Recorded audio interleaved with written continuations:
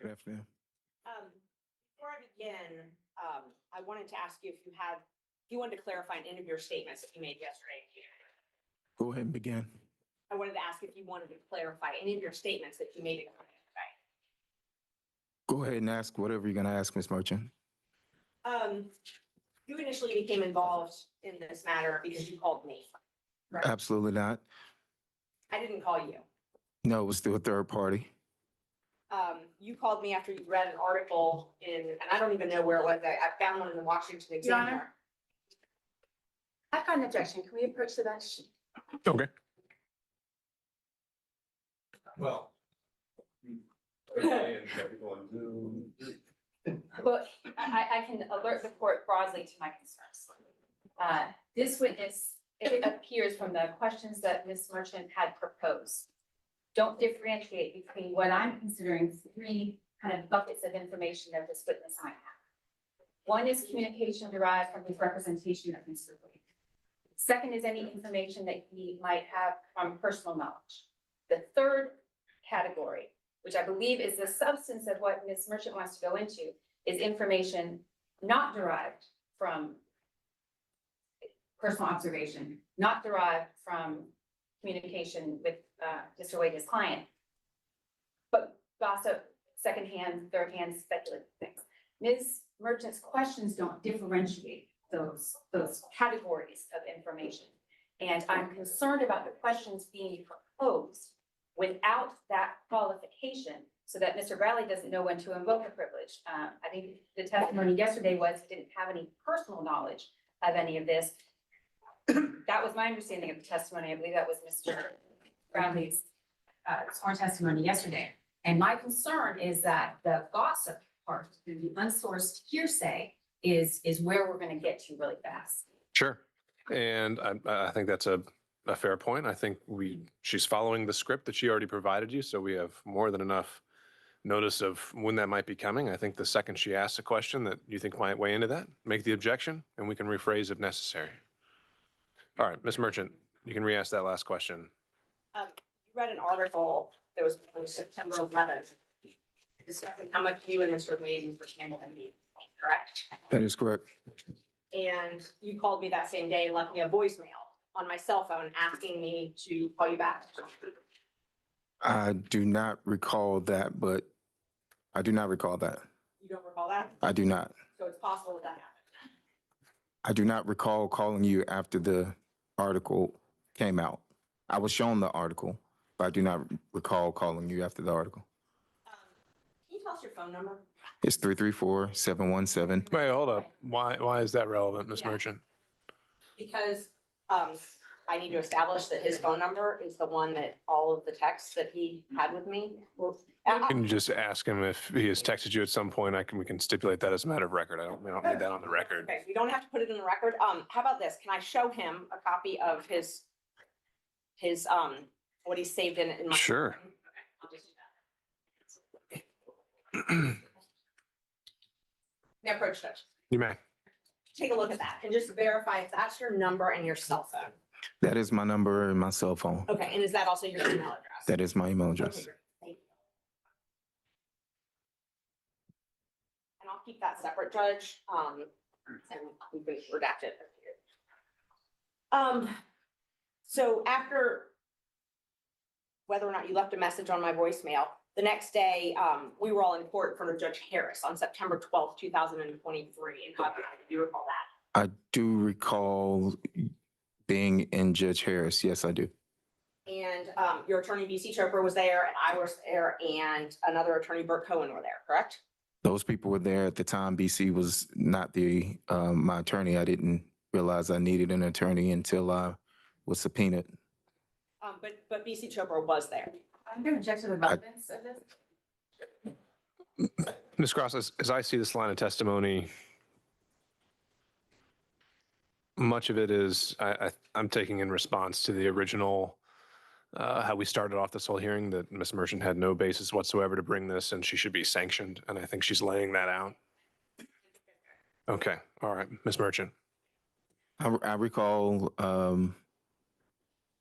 it was in a conference room in the front. I don't know.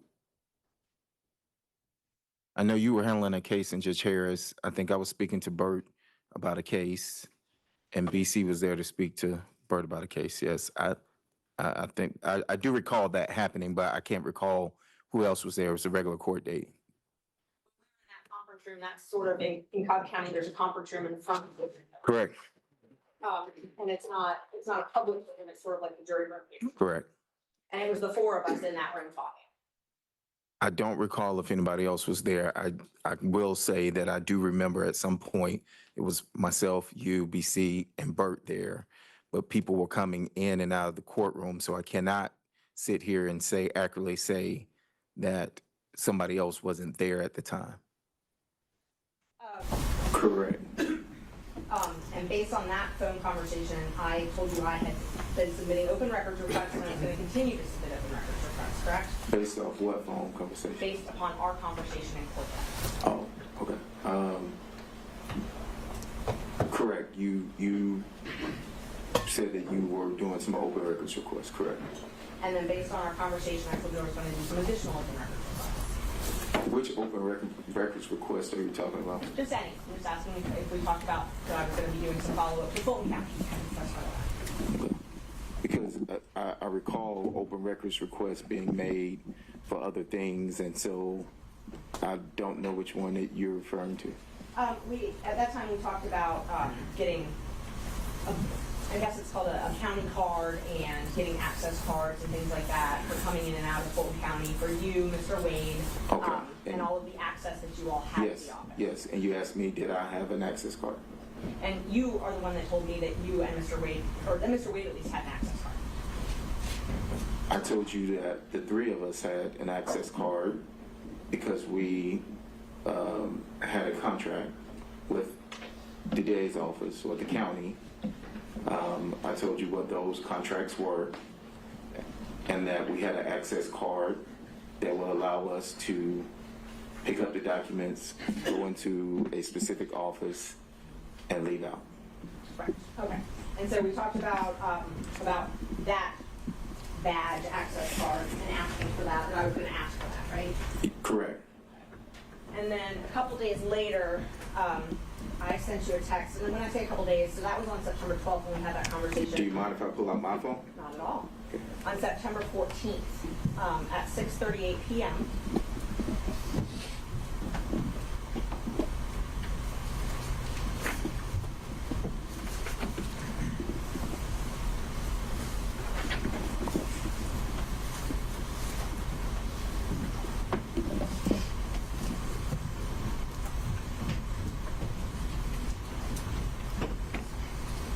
And what day was this?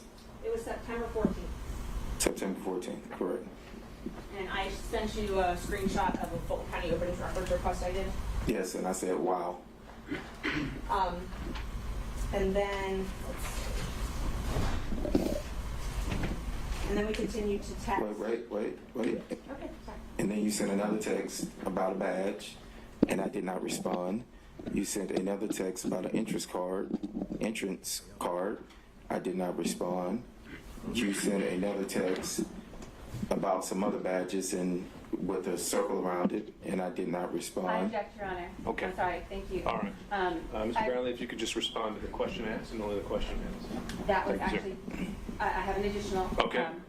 thing I want to raise. Ms. Merchant provided some text messages that she let us know that she was going to refer to. The text messages are inconsistent with Mr. Bradley's exchange as he apparently is reading it off of his phone.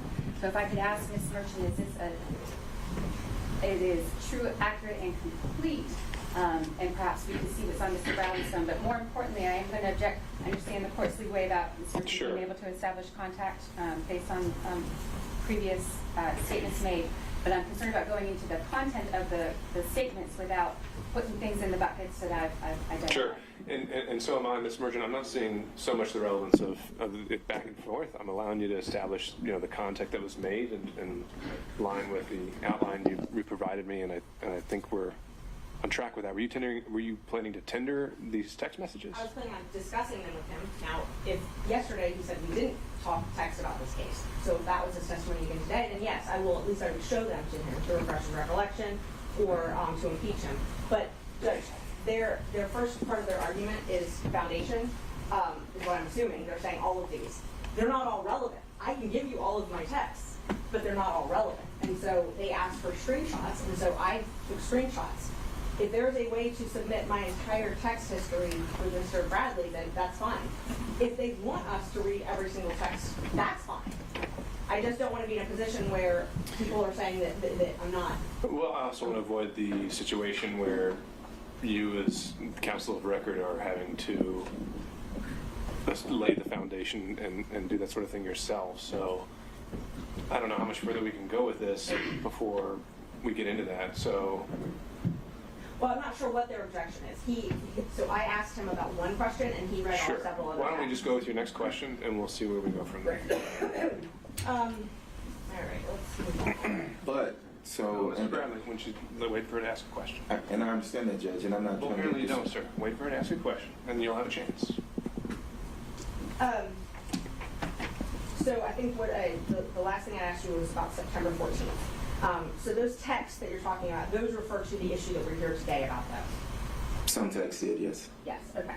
And then you called me again on September 15th, 2023, and we spoke on the phone. I do not recall that. Well, I texted you and said I needed to call you back, and then I later called you back. I'm not sure. I do not recall. You don't recall that? Okay. And do you recall the following Monday? Your Honor, I appreciate the question as it is on the form, and if the question is what she's going to read, I object to it even being asked out loud. Thanks for watching. If you like it, comment and hit the like and share buttons. Subscribe for future videos.